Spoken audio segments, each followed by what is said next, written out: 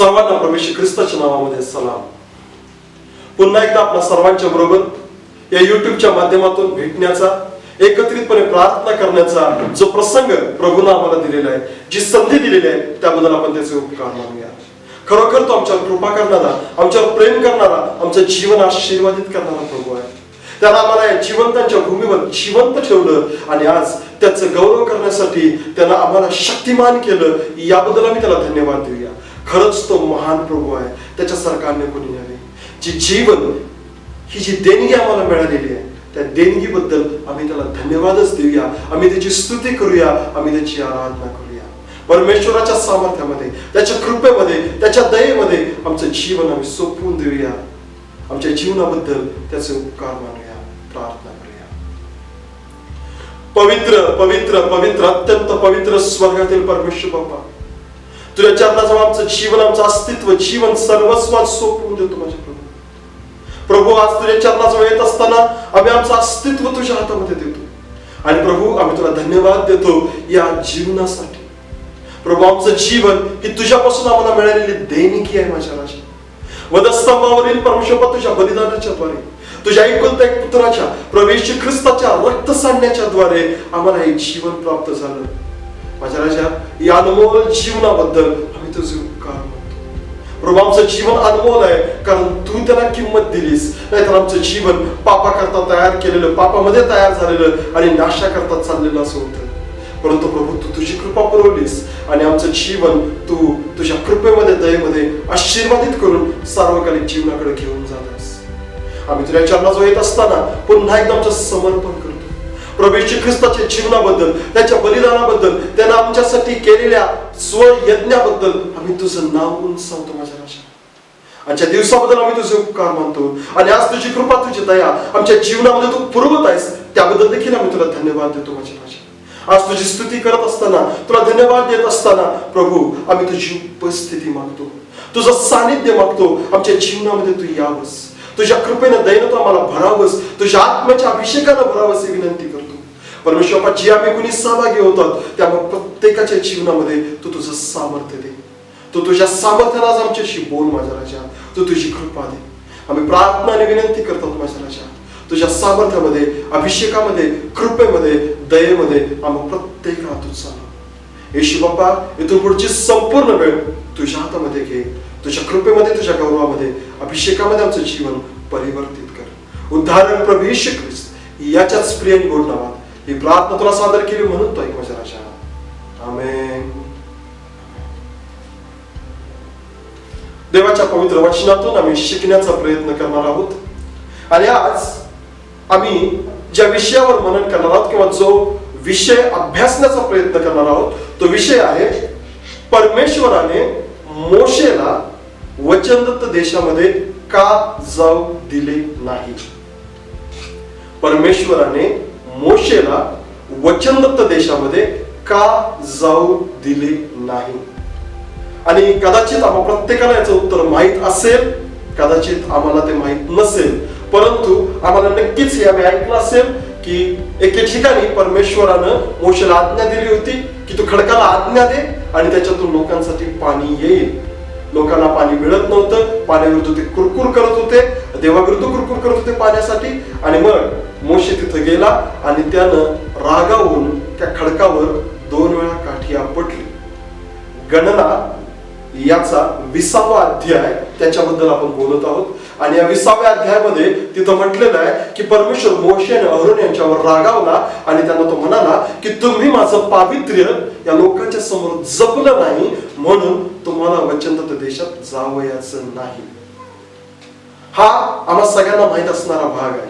परंतु तरी देखील मोशेला परमेश्वरानं नेमकं काय मोशेकडून चूक झाली होती, नेमकं काय चुकलं होतं त्याच्या हातून, हे जर आम्ही शिकण्याचा प्रयत्न केला तर मोशेला वचनदत्त देशात का जाऊ दिलं नाही त्याचं उत्तर मोशे स्वतःच्या शब्दामध्ये, स्वतःच्या तोंडून जे सांगत आहे ते आम्ही ऐकण्याचा प्रयत्न करूया. आणि त्यासाठी आम्ही सगळेजण जाऊया अनुवादाचं पुस्तक, 1ला अध्याय 19व्या वचनापासून 38 वचनापर्यंत. अनुवादाचं पुस्तक 1ला अध्याय 19व्या वचनापासून 38व्या वचनापर्यंत. मोशे म्हणत आहे, मग आपण होरेबाहून कूच करून आपला देव परमेश्वर याच्या आज्ञेनुसार जे घोर व भयानक रान अमोऱ्यांच्या पहाडी प्रदेशाकडे जाताना तुम्हास लागले ते सर्व आक्रमून कादेश बर्न्यापर्यंत पोहोचलो. तेव्हा मी तुम्हाला सांगितले की अमोऱ्यांचा जो पहाडी प्रदेश परमेश्वर आपला देव आपणास देत आहे तेथपर्यंत तुम्ही आला आहात. पहा, तो देश तुझा देव परमेश्वर याने तुला दाखवून दिला आहे. तुझ्या पूर्वजांचा देव परमेश्वर याच्या आज्ञेप्रमाणे त्यावर चढाई करून जाऊन तो हस्तगत कर. तू भिवू नको अथवा कचरू नको. तेव्हा तुम्ही सर्व मजकडे येऊन म्हणाला, आम्ही आमच्या पुढे मनुष्य पाठवितो, म्हणजे ती त्या देशाचा पत्ता लावून कोणत्या मार्गाने आम्हाला जावे लागेल व कोणकोणत्या नगरात प्रवेश करावा लागेल याची आम्हास खबर देते. ही गोष्ट मला ठीक वाटली, म्हणून प्रत्येक वंशामागे एक असे तुम्हातले 12 पुरुष मी निवडून काढले. ते निघाले आणि डोंगरवटी चढून वर गेले आणि अश्कोल नाल्यापर्यंत जाऊन त्यांनी देश हेरला. आणि ते त्या देशाची काही फळे हाती घेऊन आम्हाकडे आले आणि त्यांनी आम्हास अशी खबर दिली की जो देश आमचा देव परमेश्वर आम्हास देत आहे तो चांगला आहे, तरी तुम्ही तेथे जाण्यास राजी झाला नाही. आपला देव परमेश्वर याचे वचन तुम्ही जुमानले नाही. तुम्ही आपल्या डेऱ्यात कुरकुर चालवली व म्हटले की परमेश्वर आम्हाशी वैर करीत आहे आणि म्हणूनच आम्हास अमोऱ्यांच्या हाती देऊन आमचा सत्यानाश करावा या हेतूने त्याने आम्हास मिस्र देशातून काढून आणले आहे. आम्ही जाणार ते कोठे? तेथील लोक आम्हाहून मोठे व धिप्पाड आहेत. तेथील नगरे मोठी असून त्यांचे तट गगनापर्यंत गेले आहेत आणि तेथे अनाकाचे वंशज आमच्या दृष्टीस पडले असे आमच्या बांधवांनी आम्हास सांगून आमच्या हृदयाचे पाणी पाणी केले. तेव्हा मी तुम्हास म्हणालो, तुम्ही त्यास घाबरू नका, त्यास भिवू नका. तुमचा देव परमेश्वर तुमचा अग्रगामी आहे. त्याने मिस्र देशात तुमच्या देखत जसे सर्व काही केले तसे करून तो तुमच्यासाठी लढेल. आणि तुम्ही रानातही पाहिले की येथवर येऊन पोहोचेपर्यंत जो सारा मार्ग तुम्ही आक्रमिला त्यात तुमचा देव परमेश्वर याने मनुष्य आपल्या पुत्रास वागवतो त्याप्रमाणे तुम्हास वागविले. एवढे करूनही तुम्ही आपला देव परमेश्वर यावर विश्वास ठेवला नाही. तुमच्यासाठी डेरे देण्यास ठिकाण पाहावे आणि रात्री अग्नीत व दिवसा मेघात प्रकट होऊन तुमचा मार्गदर्शक व्हावे म्हणून तो तुमचा अग्रगामी झाला. तेव्हा तुमचे बोलणे ऐकून परमेश्वर कोपला आणि शपथ राहून म्हणाला, जो चांगला देश देण्याचे मी तुमच्या पूर्वजास शपथपूर्वक वचन दिले होते तो देश या दुष्ट पिढीच्या लोकांपैकी एकाच्याही दृष्टीस मुळीच पडणार नाही. यफुन्नेचा पुत्र कालेब हा मात्र तो देश पाहिल.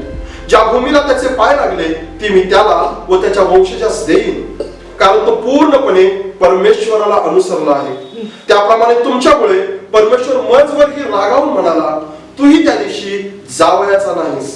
नूनाचा पुत्र यहोशुआ जो तुझ्या सेवेस हजर असतो तो तेथे जाईल. तू त्यास धीर दे, कारण तो ते वतन इस्रायल लोकास मिळवून देईल.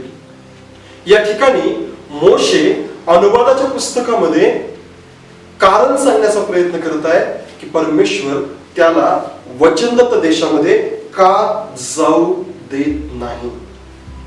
नक्कीच गणना 20व्या अध्यायामध्ये जे सांगितलेलं आहे ते कारण आहे, परंतु त्याच्याही आधी मोशे काहीतरी वेगळं सांगण्याचा प्रयत्न करत आहे. कदाचित या अनुवादाच्या काळापर्यंत येऊपर्यंत नवीन पिढीला परमेश्वराचं वचन पुन्हा एकदा सांगण्याचा प्रयत्न करत असताना मोशे स्वतःच्या जीवनाचा पुन्हा पुन्हा कदाचित विचार करत असावा आणि तो विचार करत असताना त्याला त्याच्या जीवनातली चूक समजली असावी.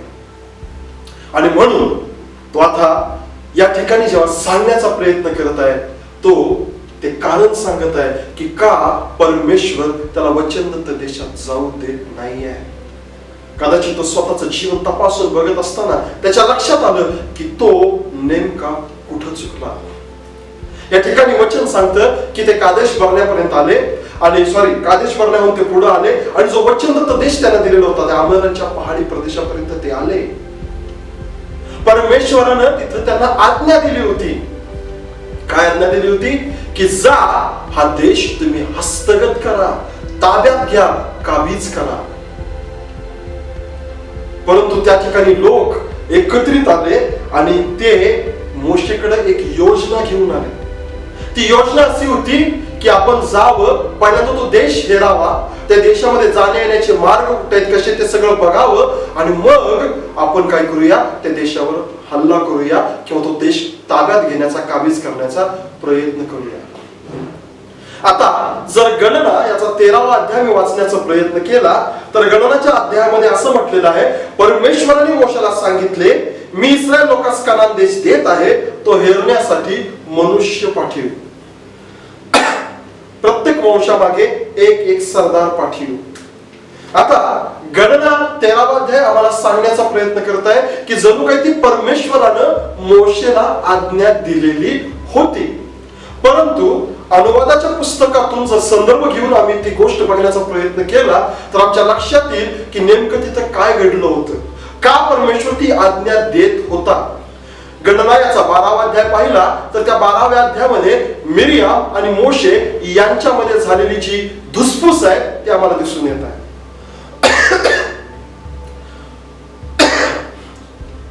क्षमा करा. परमेश्वरानं मोशेच्या विरुद्ध कुरकुर केली म्हणून मिरियामला शिक्षा दिली, तिला कोड आलं, 7 दिवस ती कोडी म्हणून छावणीच्या बाहेर राहिलेली होती.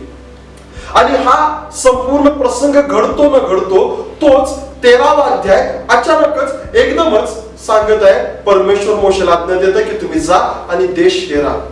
ते नेमके कुठे आले, काय झालं याच्याबद्दल 13वा अध्याय आम्हाला काहीही जास्त सांगण्याचा प्रयत्न करत नाही किंवा जास्त सांगत नाहीये.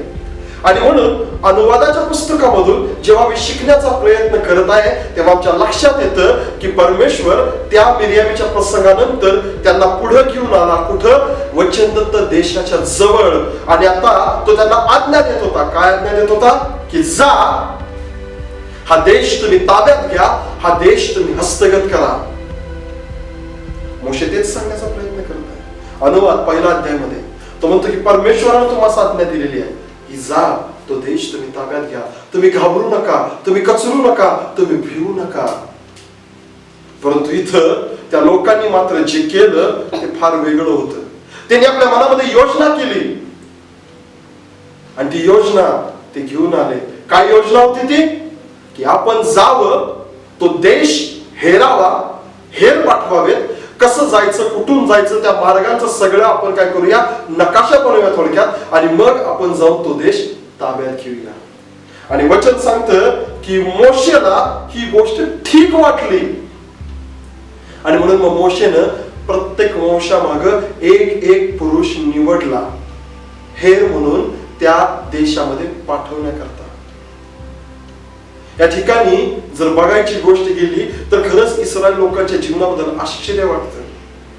हे लोक परमेश्वराच्या बरोबर राहत आहेत, परमेश्वराच्या सानिध्यामध्ये चालत आहेत. परमेश्वरानं यांना मिस्र देशातून बाहेर आणलं, ते त्यांच्या शक्तीच्या जोरावर नव्हे तर स्वतः अद्भुत कृत्य करून. 10 पिढा मिस्रामध्ये पाठवण्यात आल्या. फारोला परमेश्वरानं झुकवलं, गुडघ्यावर आणलं, त्याला नतमस्तक केलं आणि त्यानंतर परमेश्वर इस्रायल लोकांना बाहेर घेऊन आला. इस्रायल लोकांचं मिस्रातून बाहेर येणं हे सर्वस्वी परमेश्वराच्या कृपेवर अवलंबून होतं. त्यांची शक्ती, त्यांची युक्ती, त्यांचं बल, त्यांचं ज्ञान काहीही तिथं उपयोगात आलेलं नव्हतं. इतकाच केवळ नव्हे तर जेव्हा ते तांबड्या समुद्राच्या ठिकाणी आले आणि फारोने त्यांना घेरण्याचा प्रयत्न केला, परमेश्वरानं त्यांच्यासाठी तांबडा समुद्र दुभागला.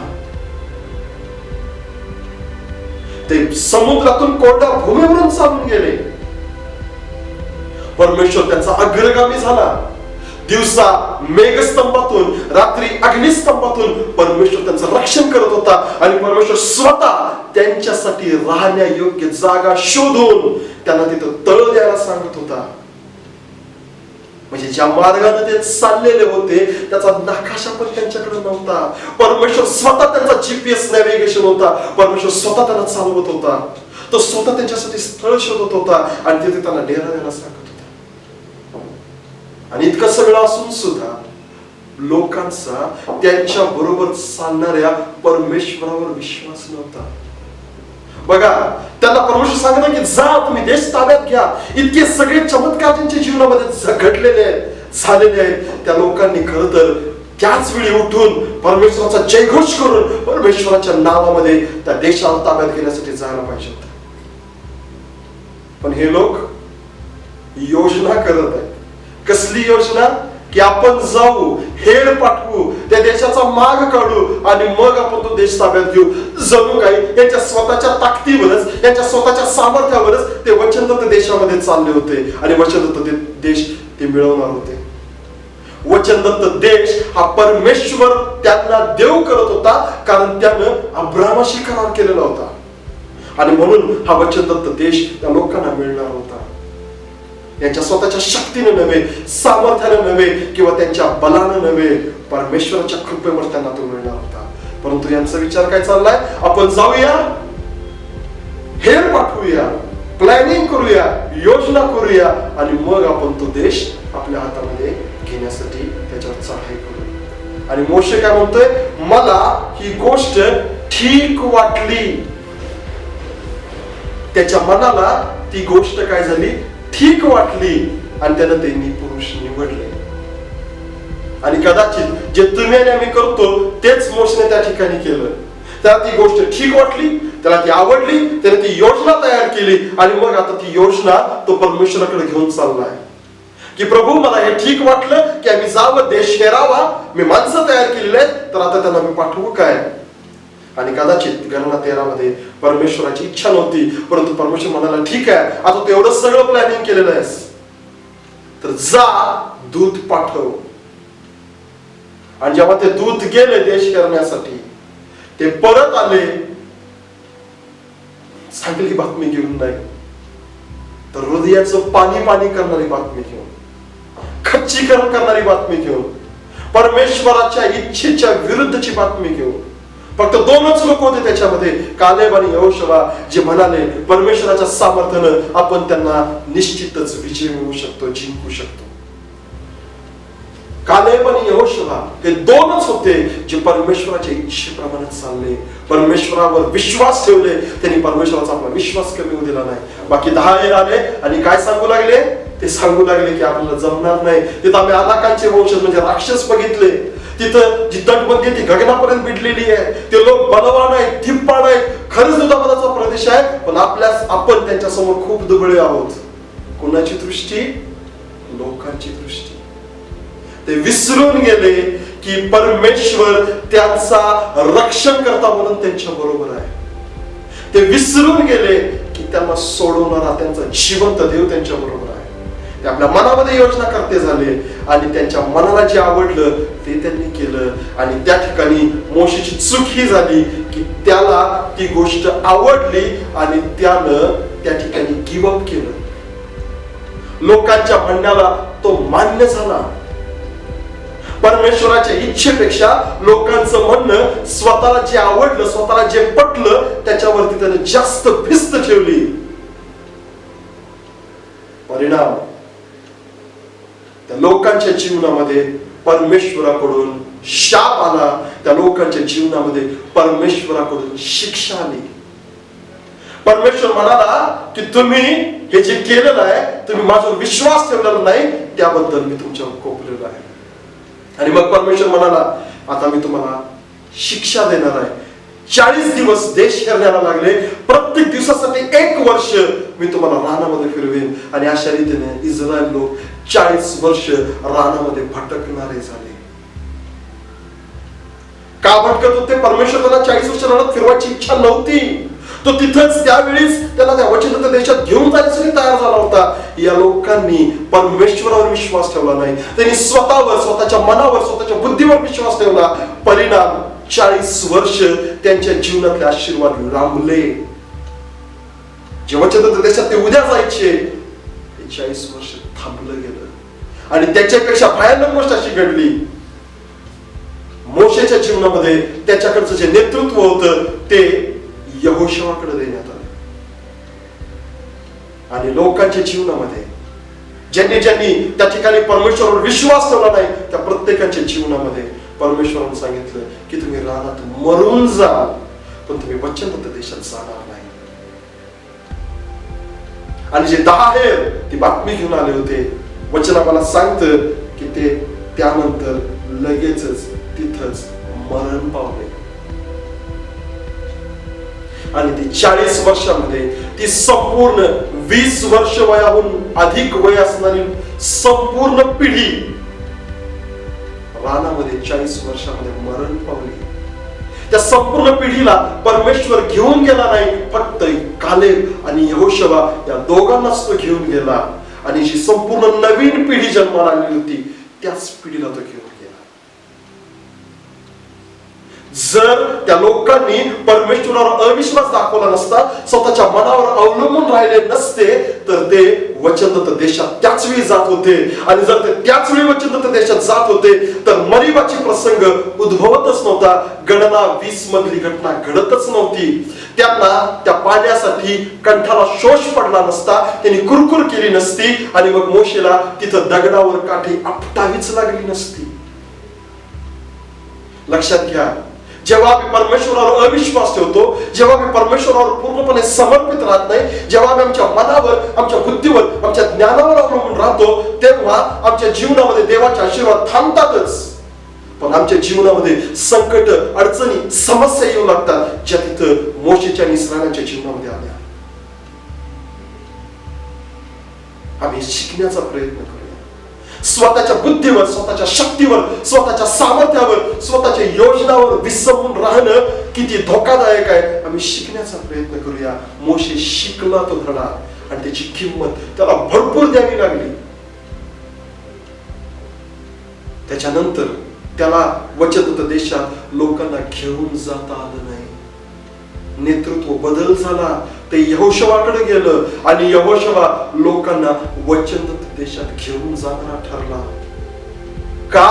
कारण तो स्वतःच्या बुद्धीवर अवलंबून राहिला नाही, तो देवावर विसंबून राहिला. कालेब स्वतःच्या बुद्धीवर अवलंबून राहिला नाही, तो देवावर विसंबून राहिला.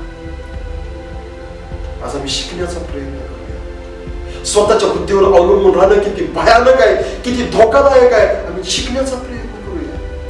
देवाचं वचन सांगतो, तो आपल्या दृष्टीने स्वतः शहाणा समजू नकोस, तो आपल्याच बुद्धीवर अवलंबून राहू नकोस. नीतिसूत्र 3रा अध्याय. तर आपल्या सर्व मार्गात परमेश्वराचं भय बाळग. आम्ही शिकलो आहोत का? आमच्या प्रत्येक जीवनातील बाबीमध्ये परमेश्वरावर अवलंबून राहणं, परमेश्वराच्या सामर्थ्यावर अवलंबून राहणं, परमेश्वराच्या कृपेवर अवलंबून राहणं. स्तोत्र 143 मध्ये स्तोत्रकर्ता म्हणतो, तुझा उत्तम आत्मा मला सद्धर्म भूमीत नेव. माझं मन नव्हे, माझ्या योजना नव्हे, माझे विचार नव्हे, तर प्रभू तुझ्यापासून मिळणारी प्रेरणा म्हणजे तुझ्या आत्म्याच्या द्वारे तू मला चालव, की जेणेकरून मी सद्धर्म भूमीत वचनदत्त देशामध्ये जाऊ शकेन. तुम्ही आणि आम्ही जे मोशेने केलं तेच बऱ्याचदा करण्याचा प्रयत्न करतो. योजना करतो, ठरवतो आणि मग ते देवाच्या हातामध्ये सोपवण्याचा प्रयत्न करतो. आम्ही आधी परमेश्वराला विचारलं पाहिजे. जीवनातील प्रत्येक गोष्टीबद्दल आम्ही परमेश्वराकडून शिकणं गरजेचं आहे, परमेश्वराकडून समजून घेणं गरजेचं आहे. बऱ्याचदा आम्ही हे समजत नाही, बऱ्याचदा आमच्या लक्षात येत नाही. अनेक लोकांच्या जीवनामध्ये त्यांची स्वतःची इच्छा तयार होते, त्यांची स्वतःची योजना तयार होते आणि मग जेव्हा इच्छा तयार होते, योजना तयार होते आणि मग ते देवाच्याकडे जाऊन वचनातून शोधण्याचा प्रयत्न करतात. त्यांच्या मनाप्रमाणेच त्यांना वचन मिळू लागतात आणि मग त्यांना वाटू लागतं, अरे कदाचित हीच देवाची योजना आहे वाटतं. जसं मोशेच्या बाबतीत परमेश्वराने केलं, तू ठरवलेस सगळं, तू हेर निवडलेस, सगळं केलेस, ठीक आहे, जा पाठव हेर. But remember the consequences. त्याचा परिणाम लक्षात घेऊया. बऱ्याचदा आम्ही आमच्या इच्छा, आमच्या योजना परमेश्वराच्या हातामध्ये देऊन कदाचित फसवले जातो आणि आम्हाला वाटतं की देवाने हीच योजना सांगितलेली आहे आणि आम्ही बऱ्याचदा आमच्याच इच्छा पूर्णत्वास आणण्याचा प्रयत्न करतो. परिणामी मोशे आणि इस्रायल लोकांप्रमाणे आमची अवस्था होते, आमची वाताहत होते. बऱ्याचदा आम्ही विश्वास ठेवायला घाबरतो, बऱ्याचदा आम्ही विश्वास ठेवायला घाबरतो. या लोकांना काय वाटलं, परमेश्वर अमोऱ्यांच्या हातून आमचा नाश करणार, विसरून गेले. समुद्र उभारणारा परमेश्वर त्यांच्या बरोबर आहे, विसरून गेले. बऱ्याचदा आमच्या जीवनामध्ये पण आमच्या बुद्धीला मनाला जे योग्य वाटतं, जे पटतं, आम्ही बऱ्याचदा ते बघण्याचा प्रयत्न करतो. परमेश्वराचं सुपरनॅचरल सामर्थ्य बऱ्याचदा मी बघतच नाही. लक्षात घ्या, स्वतःच्या बुद्धीवर अवलंबून राहणं किती धोकादायक आहे. मोशेचं जीवन आम्हाला शिकवत आहे. आणि आम्ही परमेश्वराला धन्यवाद देऊया की त्याच्या पवित्र शास्त्रामध्ये हे सर्व लिहून ठेवण्यात आलं की आम्हाला शिकता येईल, आम्हाला समजून घेता येईल. स्वतःच्या मनावर अवलंबून राहणं, स्वतःच्या बुद्धीवर अवलंबून राहणं, स्वतःच्या मनाने योजना करणं, त्याचा परिणाम काय आहे? पहिला, कदाचित आमचं नेतृत्व नाकारलं जाईल. दुसरा, ज्यासाठी आम्हाला निवडले आम्ही त्याच्यापासून दूर केले जाऊ. परमेश्वराने अख्खी पिढी नाकारली, नाही म्हणाला नवीन पिढी आणणार मी, पण तुम्हाला घेऊन जाणार नाही. तिसरी, की जे जीवन ते असेल ते त्रासाचं, संकटाचं, दुःखाचं, वाळवंटात, त्या अरण्यात भटकणारं जीवन त्यांचं होतं. परमेश्वर कृपा पुरवत होता, मानना देत होता, परंतु त्यांना भटकत राहावं लागलं. They were wanderers. ते भटके राहिले, त्यांना स्थिरता मिळाली नाही. बऱ्याचदा आम्ही हे विसरून जातो. शिकूया स्वतःच्या बुद्धीवर अवलंबून राहण्याचे दुष्परिणाम. आणि म्हणून आज मोशेला परमेश्वराने वचनदत्त देशात का जाऊ दिलं नाही? जेव्हा मोशे स्वतःच्या जीवनाचा अभ्यास करून सांगत आहे, तेव्हा आम्ही हेच शिकूया. परमेश्वरावर अवलंबून न राहणं, स्वतःच्या बुद्धीवर अवलंबून राहणं आणि स्वतःला योग्य वाटतं, पटतं त्याच गोष्टी स्वतःच्याच दृष्टिकोनातून बघण्याचा प्रयत्न करणं, ही आमच्या जीवनातील सगळ्यात मोठी चूक आहे. शिकूया. आज आम्ही स्वतःला पुन्हा एकदा तपासून बघूया. आमच्या जीवनामध्ये आम्ही योग्य मार्गावर आहोत का? आमच्या जीवनामध्ये आम्ही परमेश्वराच्या इच्छेवरती समर्पित, अवलंबित जीवन जगत आहोत का?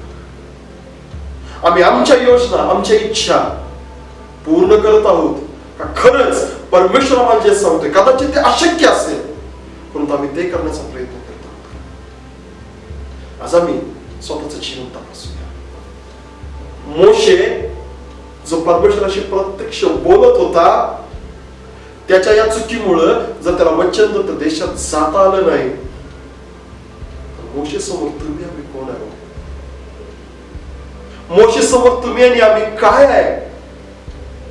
आम्हाला पण वचनदत्त देश दिला नाही, सार्वकालिक जीवनाचा देश.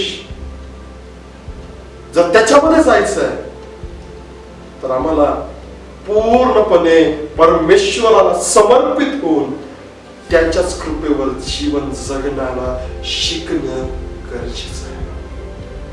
आज परमेश्वर करू तुम्हाला आणि मला या मोशेच्या जीवनातून आशीर्वादित तो करू, शिकण्याकरता मार्गदर्शन करू आणि त्याचा आत्मा आम्हाला सांगू. देवाच्या चरणाजवळ जाऊया, प्रार्थना करूया. पवित्र सेनाधीश परमेश्वर बाप्पा, आम्ही आमचं जीवन, आमचं अस्तित्व सर्वस्व तुझ्या हातामध्ये देतो. माझ्या राजा, हे माझ्या राजा, आम्हाला समजत आहे मोशेच्या जीवनामध्ये त्याच्या जीवनात काय चूक घडली. आणि प्रभू, कदाचित आमच्या जीवनामध्ये त्या चुका अनेकदा घडलेल्या आहेत, अनेक वेळा घडलेल्या आहेत माझ्या राजा. होय माझ्या परमेश्वर बाप्पा, आज आम्ही पुन्हा एकदा तुझ्या चरणाजवळ येतो, पुन्हा एकदा आमचं जीवन तुझ्या हातामध्ये सोपवतो माझ्या राजा. आणि जर आज आम्ही आमच्या इच्छा, आमच्या योजनेनुसार चालत असू, तर आम्ही परमेश्वर बाप्पा माघारी फिरतो, आम्ही पश्चाताप करतो आणि आम्ही विनंती करतो, प्रभू आम्हाला आमच्या इच्छेनं, आमच्या योजनेनं, आमच्या बुद्धीनं नव्हे, तर तुझ्या आत्म्यामध्ये, तुझ्या योजनेनं, तुझ्या सामर्थ्यानं चालायला तू शिकव. आम्ही पुन्हा एकदा समर्पित होतो तुझ्या कृपेमध्ये, दयेमध्ये आम्हाला सांग. हे माझ्या राजा, आमच्या जीवनाचा ताबा तू घे, तुझी कृपा तुझी उद्धारक प्रभू येशू ख्रिस्त याच्याच प्रियाने गोड नावात मागतो म्हणून तर माझ्या राजा, आमेन. यावेळी आपण विशेष प्रार्थना करणार आहे. जे कोणी या कोरोनाच्या काळामध्ये आजारी आहेत त्या प्रत्येकासाठी आपण प्रार्थना करूया. पवित्र सेनाधीश परमेश्वर बाप्पा, आम्ही तुझ्या चरणाजवळ येत असताना तुझ्या चरणाजवळ आम्हा प्रत्येकाचं जीवन, अस्तित्व सर्वस्व घेऊन येतो.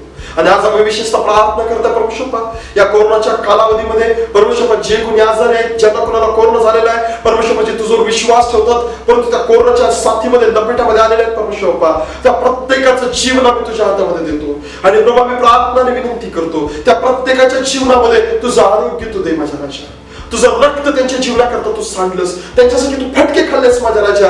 त्यांच्यासाठी जीवन आणि आरोग्य तू विकत घेतलंस. ते तू विकत घेतलेले जीवन आणि आरोग्य त्यांच्या जीवनामध्ये तू पोहोचवावंस, त्यांच्या जीवनामध्ये तू पुरवावंस, तुझ्या सामर्थ्याच्याद्वारे त्यांना जीवन द्यावंस ही विनंती करतो माझ्या राजा. आम्ही प्रार्थना करतो माझ्या राजा, त्या प्रत्येक तुझ्या लेकराला तुझ्या गौरवाचं पात्र होण्यासाठी आणि त्यांचं जीवन बदलण्यासाठी तुझी कृपा, तुझी दया माझ्या राजा. जे कोणी इतर आजाराने त्रस्त आहेत त्या प्रत्येकाच्या जीवनामध्ये तुझी कृपा, तुझी दया करू.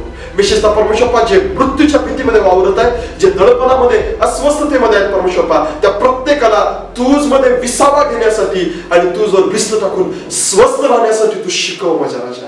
प्रभू तर प्रत्येकाची परमेश्वर तू भेट घे आणि तुझ्या वचनातून, तुझ्या कृपेतून, तुझ्या दयेतून तू आम्हा प्रत्येकाच्या जीवनाला आधार दे, तुझी कृपा दे. तुझ्या हातामध्ये आमचं जीवन सोपवून देतो, समर्पित करतो. हे परमेश्वर बाबा तू कार्य कर. उद्धारक प्रभू येशू ख्रिस्त याच्याच प्रिय निगोड नावात आमचं जीव, आत्मा, शरीर, सर्वस्व तुझ्या हातामध्ये सोपवून देतो. येशूच्या प्रिय निगोड नावात मागतो म्हणून ताई माझ्या राजा. आमेन. हे आमच्या स्वर्गातील बापा, तुझे नाम पवित्र मानले जाऊ, तुझे राज्य येऊ, जसे स्वर्गात तसे पृथ्वीवरही तुझ्या इच्छेप्रमाणे हो. आमची रोजची भाकर तू आज आम्हास दे आणि जसे आम्ही आमच्या न्यासून सोडले तसेच तू आमच्या न्याय आम्हास सोडू आणि आम्हास परीक्षेत आणू नकोस, तर आम्हास वाईटापासून सोडू. कारण की राज्य, सामर्थ्य आणि गौरव ही सर्व काळ तुझीच आहेत. आमेन.